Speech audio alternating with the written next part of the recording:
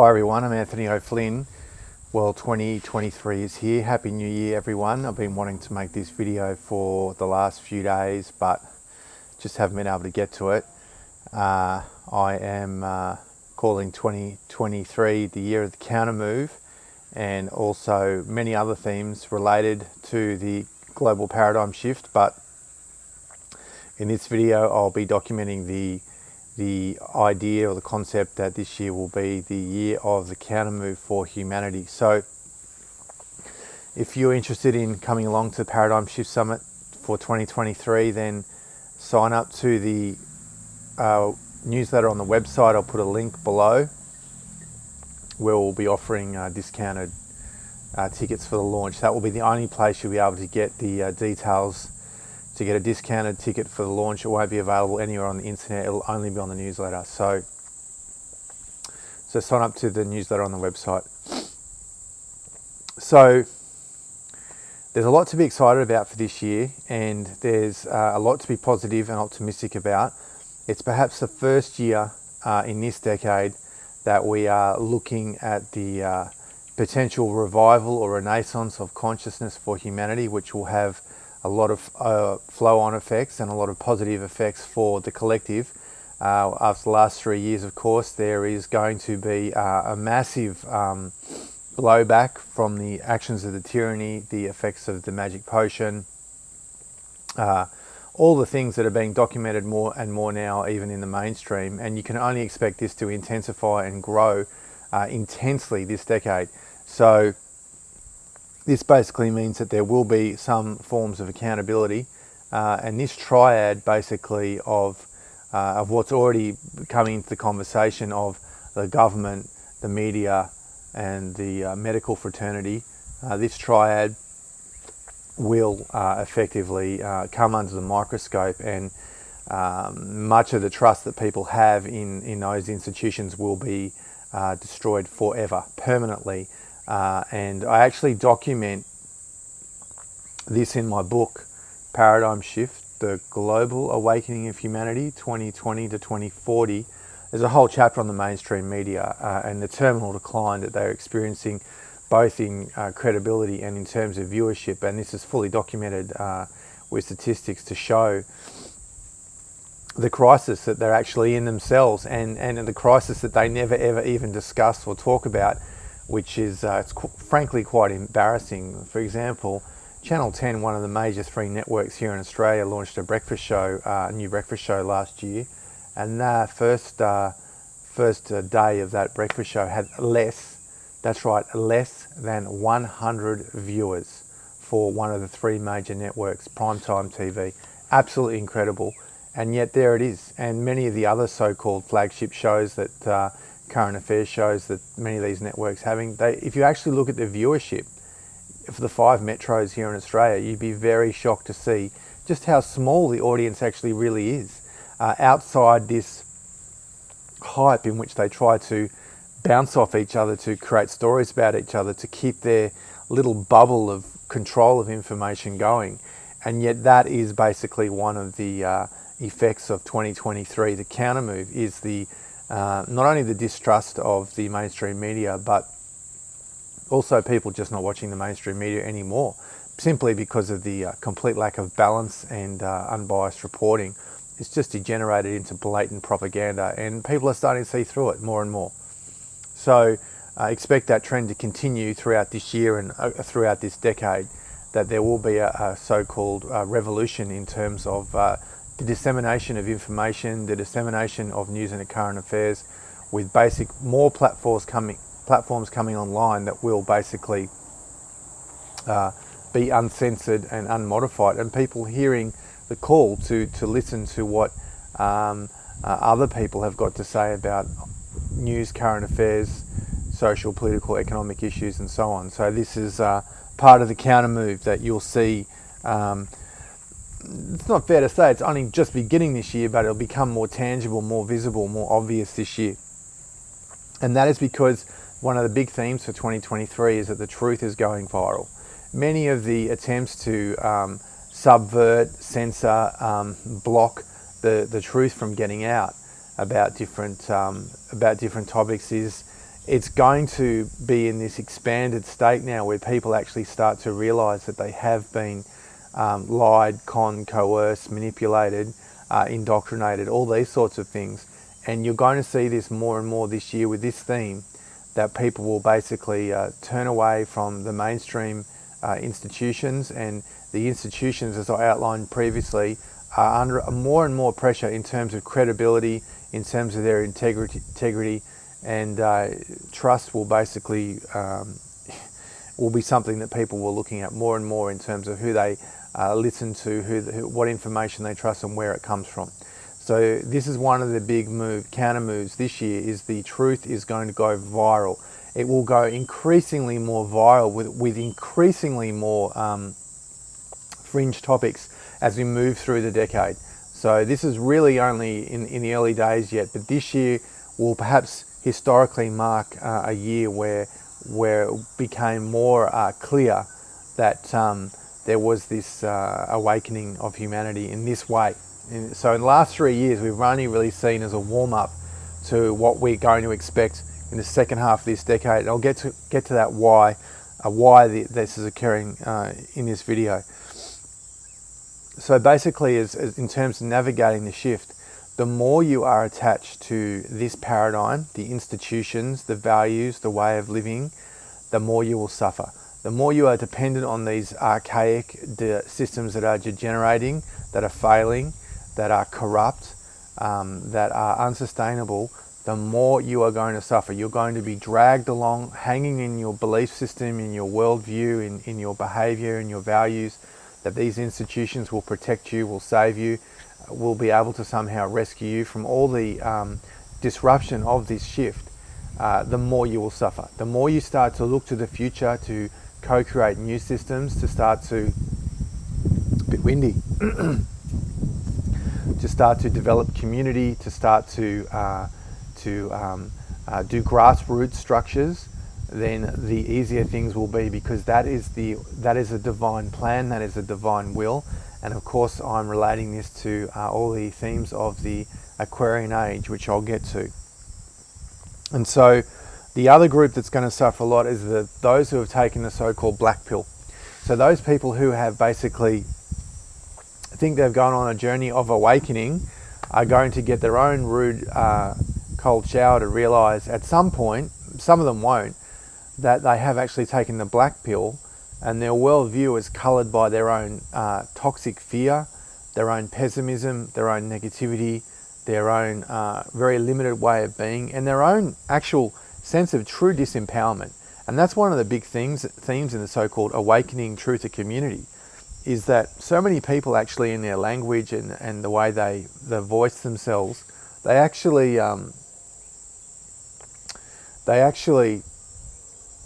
are in a state of deep disempowerment. They actually don't feel that they're empowered to co-create their reality, to contribute in an altruistic way, to benefit society, to benefit the collective, to make a positive impact. And so this is reflected by this continual pessimistic, dark focus on the basic plans by the globalists to roll out their totalitarian agenda, which in my view will go head to head with the awakening. So you'll see these two tensions and this polarization of consciousness becoming clearer and clearer this decade.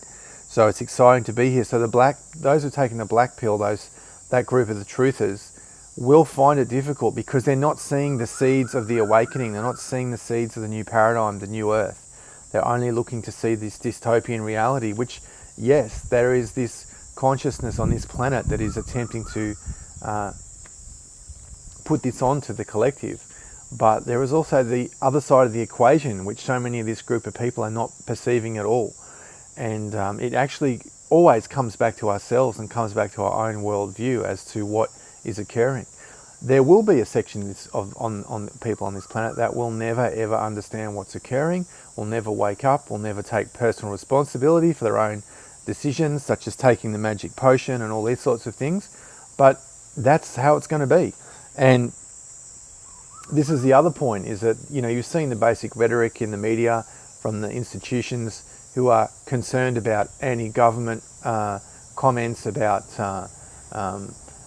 all these other labels that they're trying to put onto people who are basically wanting to have good government, hold politicians accountable, have an effective government, have a transparent government, have institutions that reflect our values, all these sorts of things, as being a major concern. Well, the reality is what's going to happen this year is many of these people who are on this path of awakening will actually move away from the conversation, particularly around the magic potion, this one I'm talking about.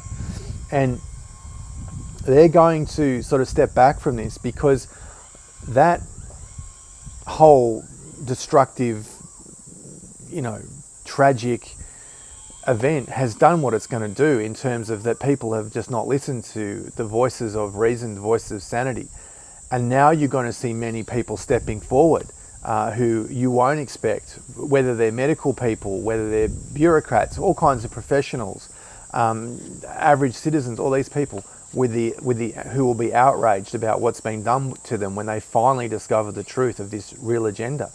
And so these group of people are the ones that the so-called institutions should be the most concerned about, because they're going to be the ones who are going to be the most vocal and are going to be spouting the most anti-government information and concepts, and basically because of their own suffering and their family's form of suffering that they've experienced because of this magic potion. So, this kind of rhetoric that they're spouting at the moment is not only incorrect as things will play out going forward, but it's actually trying to paint anyone who has an opinion of what the government should be doing or how things should be done as somehow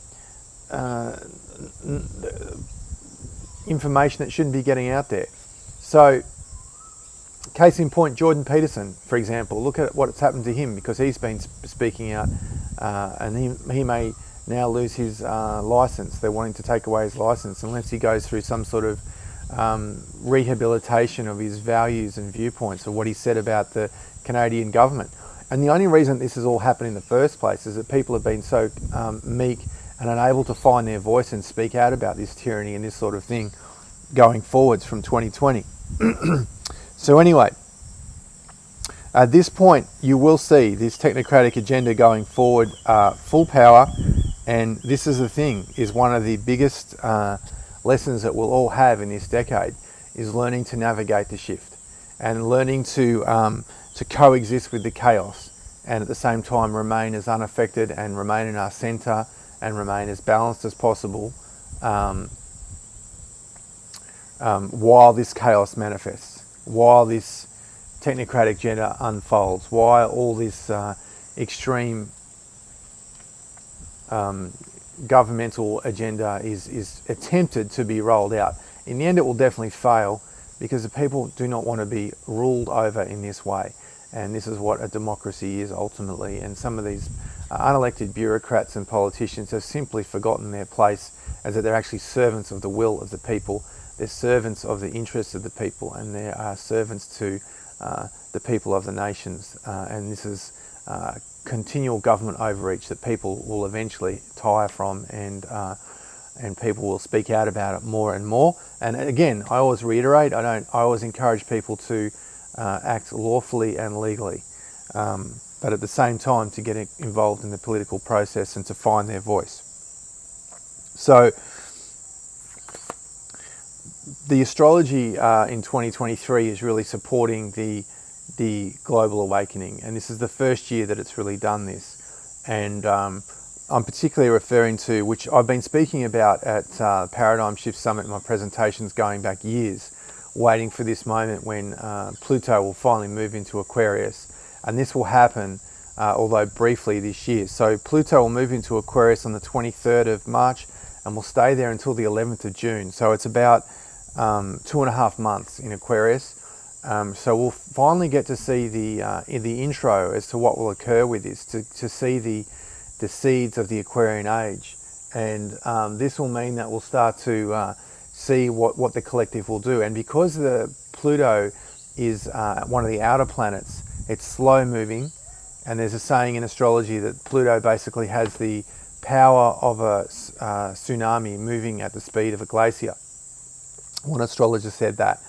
And so when Pluto moves back in retrograde motion, we'll go back into Capricorn, which is also very significant because for the remainder of 2023 after May, it will still be in the final degree of Capricorn, which many believe intensifies this Capricorn energy, which of course is the institutions which have been under pressure during this transit, which we can see, the political, social, economic institutions, and this will intensify in the final degree of Capricorn before Pluto moves into Aquarius and stays there in 2024.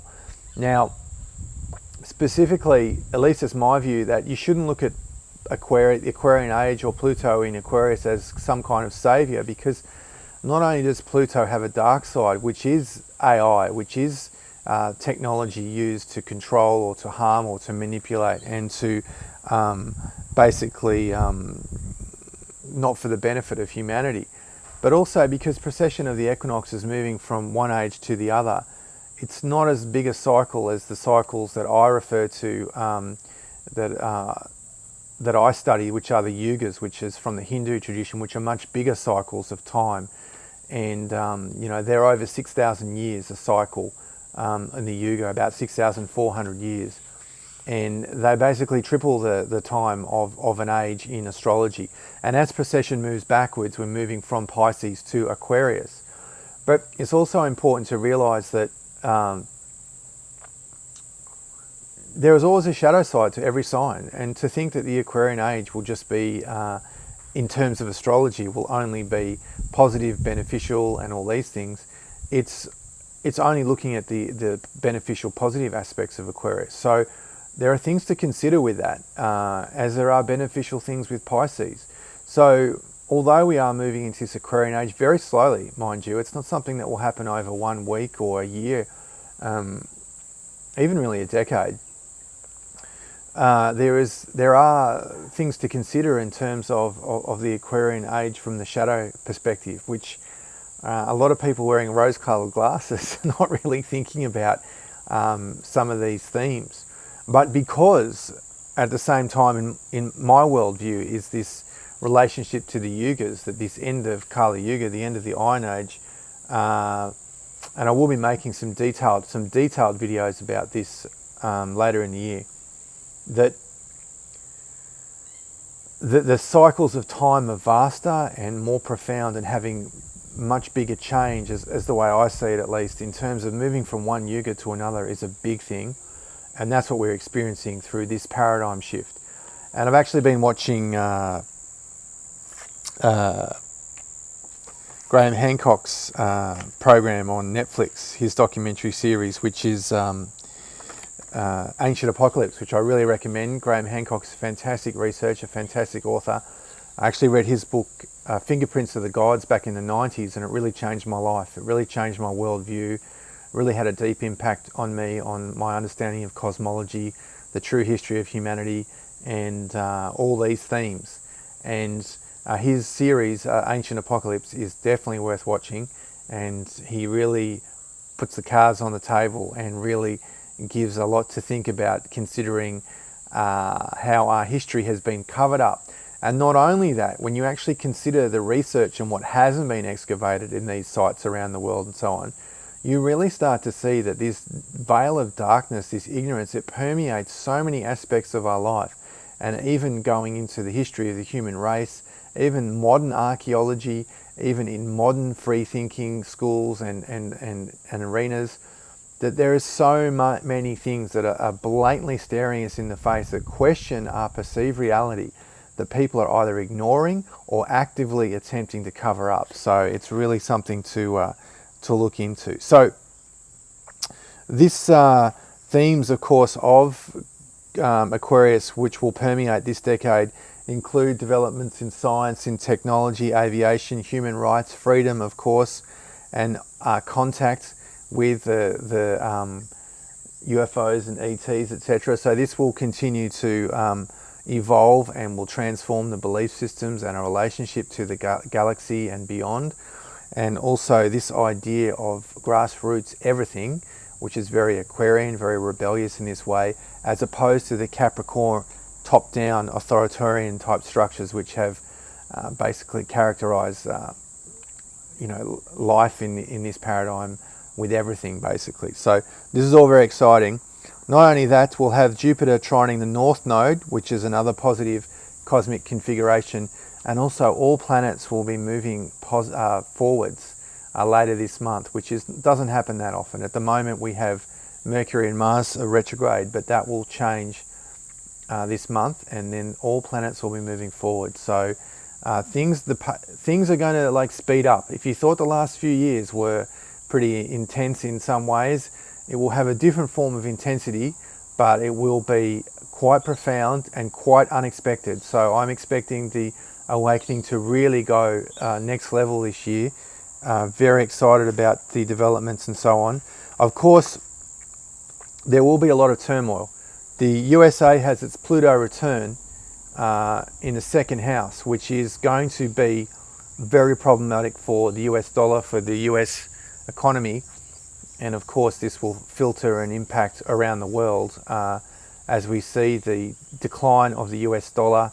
I mean, people are so unaware of this, even the USA, it kind of amazes me. There's tectonic plates are shifting around the planet. For example, Saudi Arabia has actually joined in talks to potentially join the BRICS.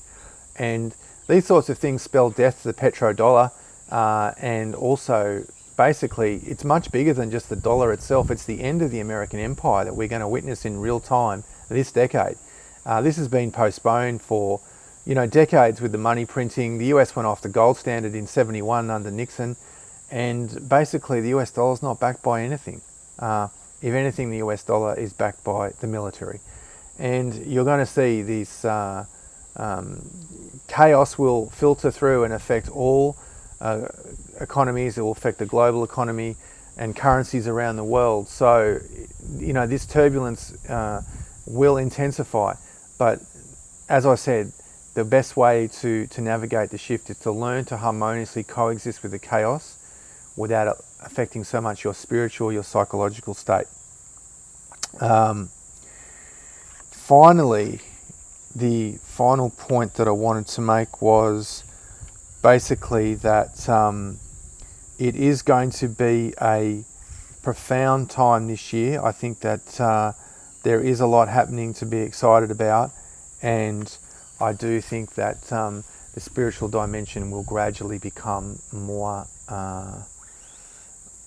intrinsic to the awakening. I don't see that happening necessarily this year, but eventually more people will start to rediscover this lost connection to their essence, to their soul, to their own divinity, and this will be perhaps the most beautiful gift of all that we'll see moving through this, and this sense of true empowerment at a soul level, which will start to blossom in the human heart. And we've waited for this for a long time. I don't think in any way that this will be the the end of the challenges and so on this year, but I think there'll be a lot more optimism come Christmas or come the end of the year, even though there will be challenges with that people can start to see beyond the decaying paradigm and the seeds of the new paradigm starting to really take root and to germinate, and to see the consciousness of the collective start to shift and realize that we are empowered co-creators. That's everything for now. Stay tuned for more. Plenty to talk about this year, and lots more videos to come. Thanks so much for watching. We live in epic times.